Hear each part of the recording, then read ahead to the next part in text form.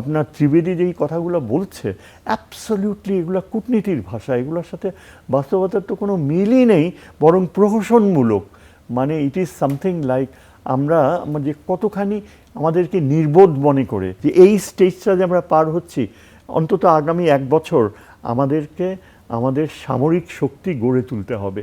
এই RSS government তারা এই যে গত 1 বছরে যে নীতি তারা পারসিউ করেছে, বাংলাদেশ ভারত সম্পর্কের ইতিহাসে কখনো ভারত বাংলাদেশের প্রতি একেবারে যুদ্ধ ধরনের এই রকম অবাস্তব নীতি পালন করেনি। আপনি চিন্তা করেন 90 লক্ষ ইন্ডিয়ান ভোটার্স, তার 70% মুসলমান, এবং এই কি অবাস্তব কথা শুভেন্দু অধিকারী বলছে, আর ওইদিকে তাদের অমিত শাহ বলছে যে আস্তে আস্তে এদেরকে বর্ডার দিয়ে পুশিং করা হবে। এটা তো সরাসরি আন্তর্জাতিক আইনের একেবারে চরম বরখেলাপ এই যুগে, যখন আমরা জানি। এবং এটা থামছিল না, এটা এমন একটা যে এটাকে আমরা বলি ডেমোগ্রাফিক ইনভেশন। মানে সত্যিকার বলতে গেলে মায়ানমার যেমন আমাদের উপর চাপিয়ে দিয়েছে একটা যুদ্ধের মতো, ভারতেরটা আরও নগ্ন। ভারত ইচ্ছা মতো আপনার সেখানে মুসলমান নিধন করেছে, আন্তর্জাতিক ক্ষেত্রে এটা ছড়িয়ে পড়েছে, এবং আন্তর্জাতিক ক্ষেত্রে কিন্তু ভারতকে অ্যাকিউজ করা হয় যে তারা রীতিমতো একটা জেনোসাইডাল পলিসি পারসিউ করছে। এবং আমরা কেন এই নীতি মেনে নিব?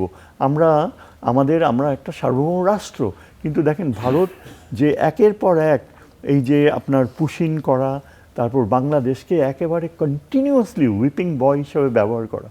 আমরা ভেবেছিলাম যে ইলেকশনের সময় এটা ইলেকশন রেথরিক্স, এখন ইলেকশন ছাড়িয়েও কিন্তু বাংলাদেশের মেইন টার্গেট, ভারতের মেইন টার্গেট আন্তর্জাতিক ক্ষেত্রে নিজেকে সুপ্রতিষ্ঠিত করার, মোদি গভর্নমেন্ট পপুলারিটি অর্জন করার জন্য টার্গেট হচ্ছে বাংলাদেশ।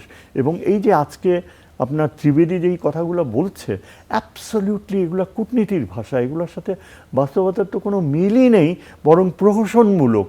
মানে ইট ইজ সামথিং লাইক আমরা যে কতখানি আমাদেরকে নির্বোধ মনে করে, এবং যখন বলে যে বাংলাদেশের দুটা দেশই ডেমোক্রেসি, এবং ডেমোক্রেসির মধ্যে তো দূরত্ব থাকবেই। চিন্তা করে দেখেন এখানে কি অর্থ বহন করে। দুটা দেশ যদি ডেমোক্রেসি হয়ে থাকে, তাহলে দুটা ডেমোক্রেসির মধ্যে তো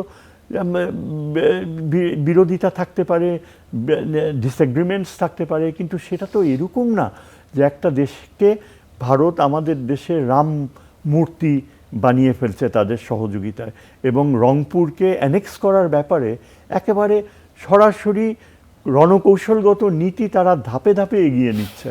বাংলাদেশের একটা বড় জনসংখ্যা, হিন্দু জনসংখ্যা, আমরা চাই যে তারা আমাদের সাথে ইন্টিগ্রেটেড হোক, কিন্তু ভারতীয় নীতি হচ্ছে এদেরকে একেবারে সাইকোলজিক্যালি আমাদের থেকে দূরত্বে নেওয়া যায়। এটা তো আমরা দেখতেই পেয়েছি।